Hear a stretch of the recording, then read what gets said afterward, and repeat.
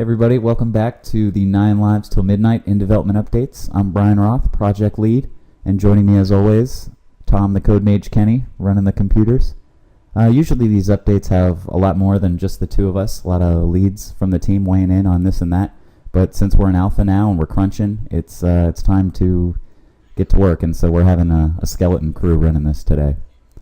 What you're seeing right now is what's gonna happen to the player immediately when he enters the level. This is kind of our tutorial puzzle, where the pouncer of the bar approaches you and is like, "Hey, buddy, see that big gun in your holster? You're not allowed into the bar with that." So actually, if you try and go into the bar with it anyways, you get stopped automatically by him and sent back. It's pretty cool functionality that the tool has allowed us to use. But the point of this puzzle really is, again, like I said, for a tutorial, it gives the player a chance to not only use their 9 Lives ability, but to interact with NPCs directly. That's obviously a huge part of every adventure game, so the player needs to know how to do that. We can go back and take the gun. Yeah. So what we're going to do right now is actually go back in time and see if we can self-cooperate here. Now there's Sonny giving up his gun, just like before. But this time, we're going to pickpocket it straight from the pouncer. So while he's distracted, we have managed to steal our own gun back. And now we have free reign of the bar with our gun. And we're going to go back to the main timeline here.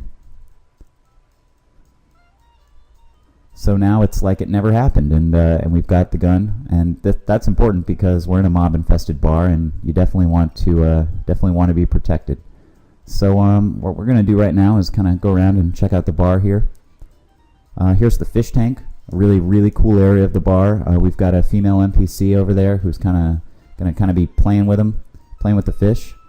They're actually going to be running away from her hand as she kind of taps on the glass. Still a little work to do there. We're going to add some bubble particle effects and retexture the glass so that it actually looks a little more blue, and then put some cool mood lights on there. And speaking of cool mood lights, you can see your eyes are probably immediately drawn to the bar and this sleek, shifty animation as he kind of patrols the bar looking for anybody who's interested in a glass of milk. Shifty's our bartender. We also have a new bar tap POI up there that's going to factor into one of the puzzles.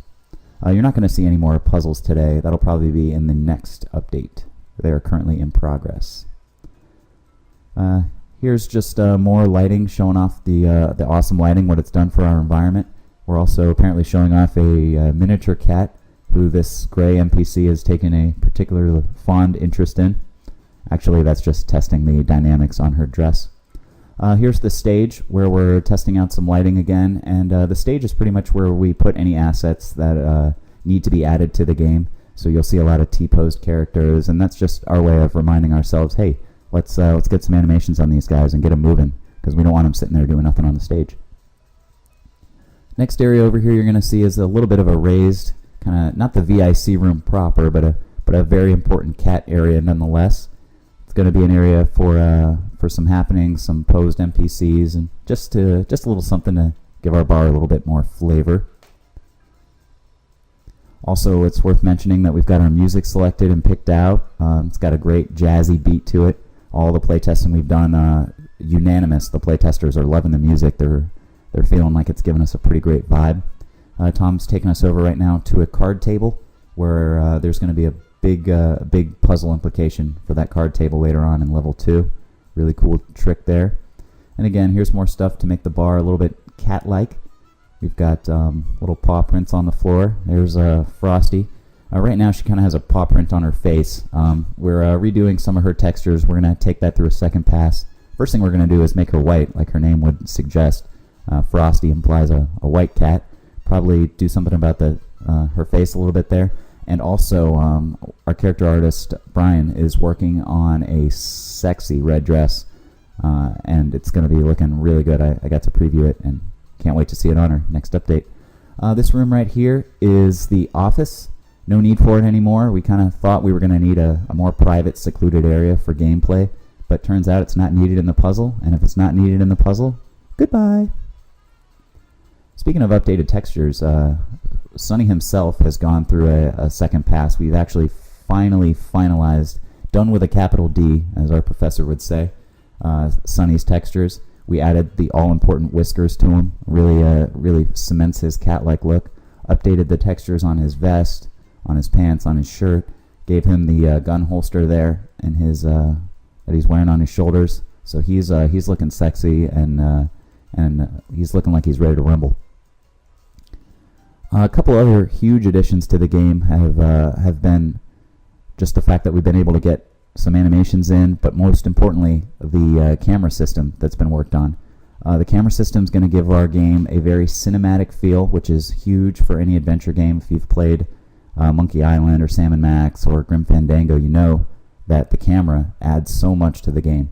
So what the camera control obviously allows us to do is to really tightly script what the player viewing experience is going to be at any given time. And that, in conjunction with the tool that the programmers have already made, is giving us all the power we could have ever hoped for as designers. So what we've got here is an example of that. Tom right now is in the bathroom at a POI we created that basically is calling animations, and Sonny's playing these animations just in the next room, and the camera's sort of show you what some of these are. So what Tom's going to do is take us through some of these animations and sort of show off the power of the camera here. There's Sonny pulling out his gun, kind of giving it a wave. Get out of here, buddy. This is my bar. And then, of course, the dramatic holster.